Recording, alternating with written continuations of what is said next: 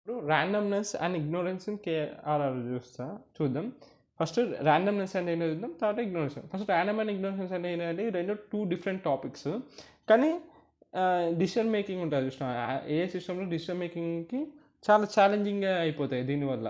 ఏంటి ఇగ్నోరెన్స్ అనే ర్యాండమ్‌నెస్ ఉంది. దీని ద్వారా ఏమైతుందంటే ఏఐ సిస్టమ్‌లో డిసిషన్ మేకింగ్ చేద్దామంటే చాలా కష్టం, ఛాలెంజింగ్ అయిపోతుంది దీని ద్వారా.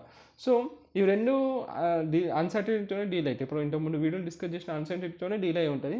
కానీ రెండు ఆర్జిన్స్ వేరే, రెండుటి హ్యాండిల్ చేసే విధానాలు, దాన్ని హ్యాండిల్ చేసే మెథడ్స్ కూడా డిఫరెంట్. ఫస్ట్ ర్యాండమ్నెస్ అంటే ఏంటో ర్యాండమ్నెస్ అంటే refer to situation where outcomes follow అయ్యే ప్రాబిలిటీ డిస్ట్రిబ్యూషన్. ఏదైతే అవుట్పుట్ వస్తుందో ఆ అవుట్పుట్ ప్రాబిలిటీ డిస్ట్రిబ్యూషన్ని ఫాలో అవుతుంది అన్నమాట. Due to the inheritance sophisticate. ఏం లేదు, గుర్తుపెట్టుకుని ఏంటంటే వచ్చే అవుట్పుట్ ప్రాబిలిటీ డిస్ట్రిబ్యూషన్ ఫాలో అవుతుంది. డ్యూ టు ఇన్నరెంట్ సొఫిస్టికేట్ అంటే random process the uncertain subject can be confident. So దీనివల్ల అయితే ర్యాండమ్ ప్రాసెస్ కాబట్టి అర్థమైన ర్యాండమ్నెస్ అంటే అవుట్పుట్లో ప్రాబిలిటీ డిస్ట్రిబ్యూషన్ ఉంటుంది. ఇది ఒక ర్యాండమ్ ప్రాసెస్ కాబట్టి ఏదైతే అన్సర్టనిటీ ఉందో దాన్ని మనం క్వాంటిఫై చేయొచ్చు, ఇంకా ఆబ్జెక్టివ్ అని చెప్పొచ్చు. ఇప్పుడు ఎగ్జాంపుల్గా వచ్చేసి ర్యాండమ్నెస్ టాసింగ్ ఏ కాయిన్.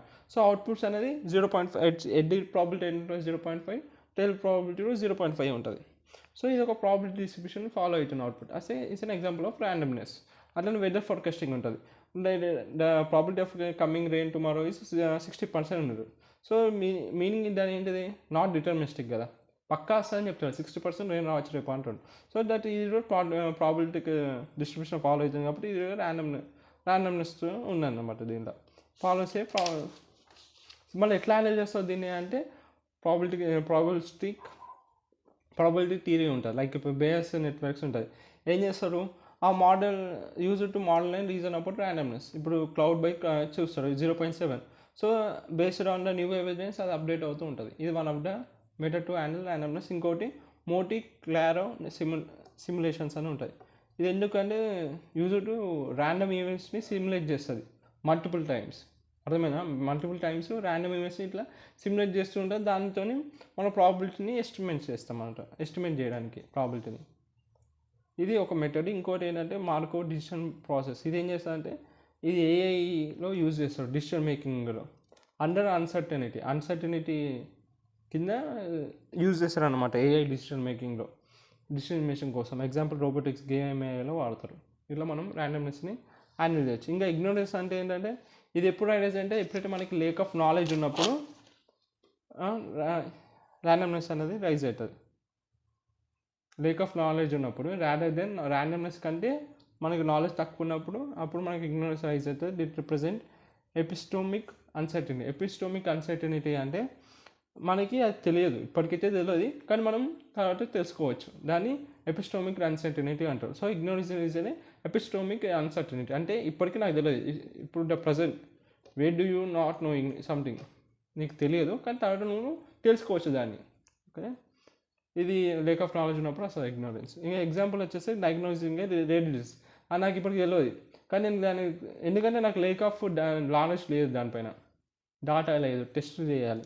సో ఒక రేర్ డిసీజ్ వచ్చింది, దాన్ని డయాగ్నోస్ చేస్తున్నాను నేను. ఆ doctor May unsure about disease. ఎందుకంటే ఇట్స్ రేర్ డిసీజ్.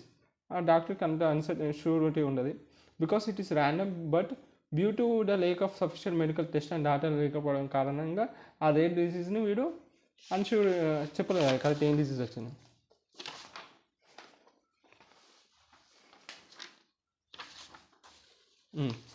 తర్వాత AI chat bot answering a query. ఇప్పుడు చాట్ బాట్ ఆన్సర్ అడిగినానుకో you will win in next elections అని, అది చెప్పలేదు, అది ఇగ్నోర్ చేస్తుంది. రాదర్ దెన్ అన్సెర్టన్ వాడు ఇగ్నోర్ చేస్తుంది అట్లా అనమాట. ఇప్పుడు మళ్ళీ ఇది ఇగ్నోరెన్స్ని ఎట్లా హ్యాండిల్ చేస్తామంటే డంప్స్టర్ స్ట్రీఫర్ థియరీ అని ఉంటుంది.